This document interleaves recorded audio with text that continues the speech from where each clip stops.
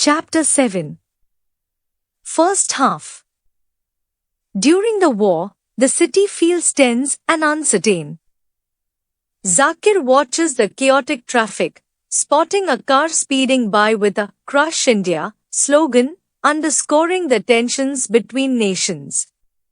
The once gleaming vehicles now show signs of dirt, illustrating how the conflict has affected daily life. As Zakir and Irfan discuss the unusually heavy traffic and the crowded train station, they are amazed by the large number of people on the move.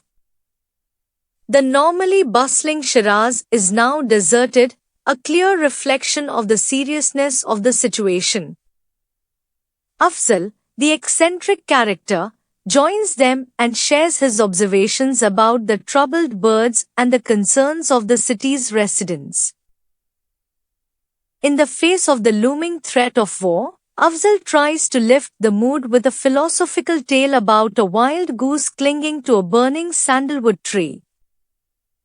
He proposes that he, Irfan, and Zakir are the virtuous individuals who can rescue the city. This ironic statement injects a bit of humor into an otherwise tense atmosphere. The arid sirens become a frequent interruption, disrupting the city's daily rhythm. Afzal's assertion of safeguarding the city, with the support of Data Ganj Baksh, introduces a whimsical twist to the story. The characters navigate the uncertainty, oscillating between moments of fear and attempts at humor. The repetitive cycles of arid sirens, whistles, and the ensuing silence symbolize the fluctuating tension. Zakir, Irfan, and Afzal contemplate the significance of their lives and actions during wartime in the calm intervals between alarms. The dogs barking and the distant droning sound of the night create an unsettling atmosphere. The family gathers for prayers, seeking comfort and protection from the uncertain. The sound of an explosion raises worries about the bomb's impact location, prompting Zakir's thoughts to wander through the city's streets, including the house in Shamnagar that holds memories of his first night in Pakistan. The story adeptly weaves together the personal and the political, highlighting how war affects both individual lives and the collective psyche of the city's residents. The characters confront fear, uncertainty, and a sense of duty. The juxtaposition of the noisy, chaotic daytime with the stillness of the night forms a poignant backdrop for their contemplations. As the war persists, the characters navigate moments of humor, introspection, and the stark realities of conflict. The city serves as a metaphor for the collective experience of a nation confronting external threats. The narrative unfolds against the backdrop of a tense city, where each siren, whistle, and explosion contributes to the intricate tapestry of emotions and responses. On 5th December, Zakir begins a wartime journal to occupy his mind during long, restless nights. He details the difficulties of spending evenings under blackout conditions and reflects on his parents' prolonged prayer sessions.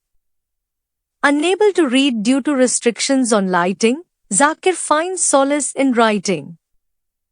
The diary serves two purposes, helping him focus his distracted mind and preserving a record of wartime experiences. Zakir reflects on the falsehoods he hears, the lies he tells, and his own fears, aiming to create a record of his wartime experiences for future reflection on his actions and emotions. On 6th December, Zakir observes the widespread joy among patriotic citizens, fueled by newspapers reporting victories. Despite news of London's victory and German advances, there is excitement over a strong push into enemy territory. The reported capture of Amritsar spreads, and even Abba Jan, usually reserved about such news, shows a hint of satisfaction. On 7th December, Zakir recounts the latest news of the Agra airport's destruction due to enemy bombing. The brilliance of the Taj Mahal in the blackout inadvertently revealed Agra's location, contributing to the airport's demise. People celebrate the news, feeling a connection to historical glory. In the city, a white building reminiscent of the Taj Mahal raises concerns about visibility during the blackout. Zakir reflects on the fleeting nature of buildings during wartime, lamenting how conflicts prevent them from attaining the dignity of age and constantly reshaping urban landscapes. On 8th December, Zakir describes a night marked by frequent air raid warnings, leaving him anxious for the safety of the city. His bond with the city deepens as he contemplates shared sorrows and the ephemeral nature of wartime memories.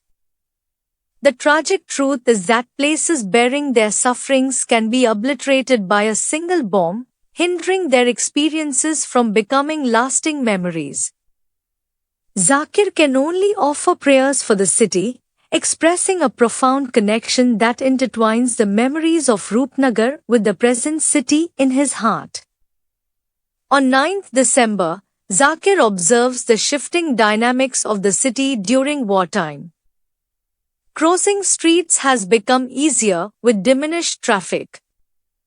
Buses still run regularly, though with fewer passengers. Zakir shares daily updates with Khwaja Sahib, discussing rumors of victories and noting the increasing number of locked houses in their neighborhood. Concerns about the city's safety grow. Ammi expresses worry about being among the last residents left in the neighborhood. Meanwhile, Zakir reflects on the departure of two neighbors and the absence of bulbuls, connecting these events to the impact of the war. As Zakir navigates the bustling streets during the evening curfew, he considers historical parallels of travelers rushing to safety before nightfall, drawing connections between the past and the present. On 10th December, Zakir visits the college and discovers that classes are not being held due to wartime conditions. He later meets Irfan and Afzal at the Shiraz. Salamat and Ajmal, former revolutionaries turned patriots, are noticeably absent. Zakir expresses his desire for Irfan to show him the city during the blackout using his curfew pass and the newspaper car. Afzal advises against it, recounting his recent experience of navigating through silent, dark streets and feeling a sense of fear and emptiness. Afzal's description heightens Zakir's perception of his neighborhood as silent, cavernous places when he ventures out alone at night. The friends' conversation revolves around the eerie atmosphere created by the blackout and curfew in the city. Second half. In the latter part of chapter 7 on 11th December, Zakir crafts a vivid metaphorical narrative describing his experiences during the wartime blackout.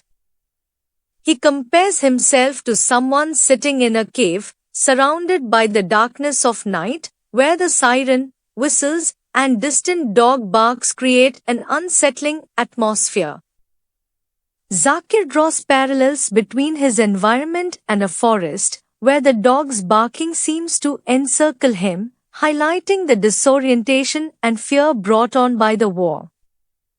The narrative then shifts to a dreamlike sequence where Zakir encounters a deserted town and later a city with a disturbing tradition of beheadings. Despite these unsettling experiences, he manages to escape and continues wandering through desolate landscapes. The chapter concludes with Zakir back in the present, observing the darkness of the blackout in his cave, and complying with his mother's request to extinguish the lantern for safety. On 12th December, Zakir's reflections during the wartime night take on a dreamlike quality as he encounters a sage.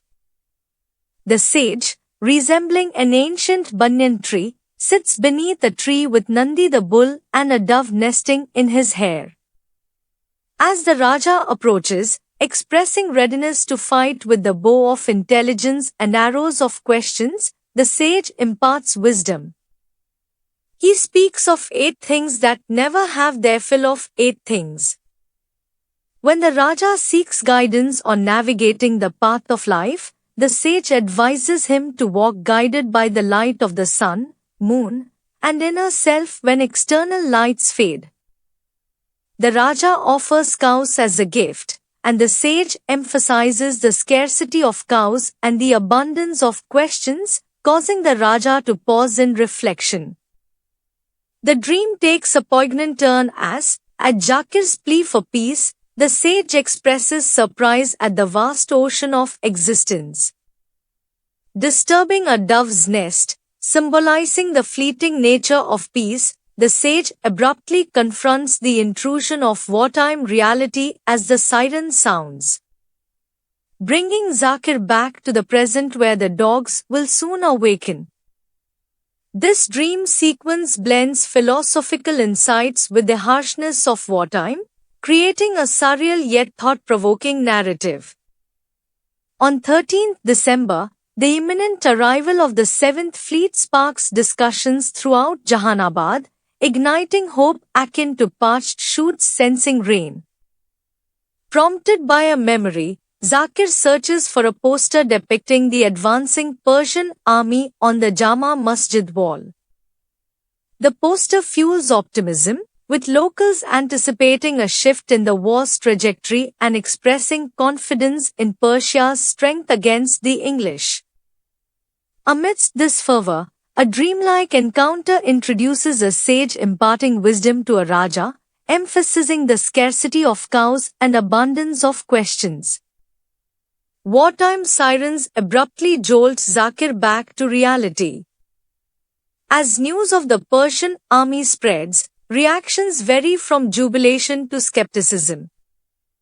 The chapter concludes with a scooter cab driver sharing rumors of the Chinese army's involvement and a mysterious lady in green making a profound impact in battle, adding layers of hope, uncertainty, and intrigue to the wartime narrative. On 14th December, Zakir notices a subdued atmosphere in the city of Jahanabad. The Easterners, once enthusiastic warriors from Meerut, now seem disheartened, seeking solace in sweets and distractions.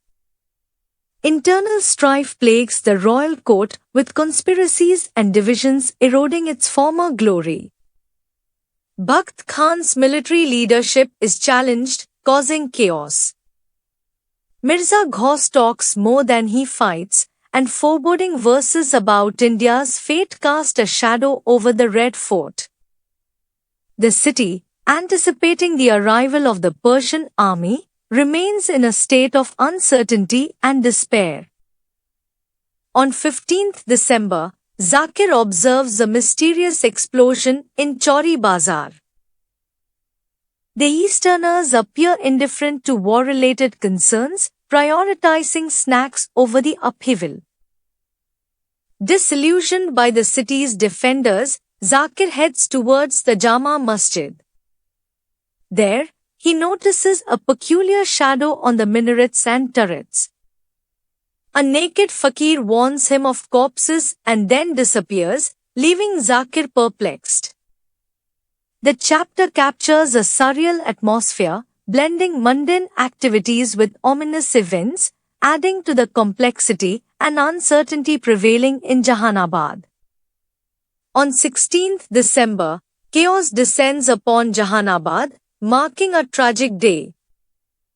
Zakir witnesses an explosion, and upon arriving at the Red Fort, he finds it locked and abandoned. The city streets are shrouded in an unsettling silence, punctuated only by the distant sound of cannons. Zakir encounters civilians armed with makeshift weapons, prepared to defend themselves. Passing by the Jama Masjid, he sees a field of corpses, echoing the warning of the mad fakir. As Zakir hurries home, uncertainty and panic grip the city, with no confirmed news about the situation. At Irfan's office in the Shiraz, discussions are intense, reflecting the community's struggle to comprehend the unfolding events. The chapter vividly portrays the disarray, fear, and disbelief gripping Jahanabad during this ominous day.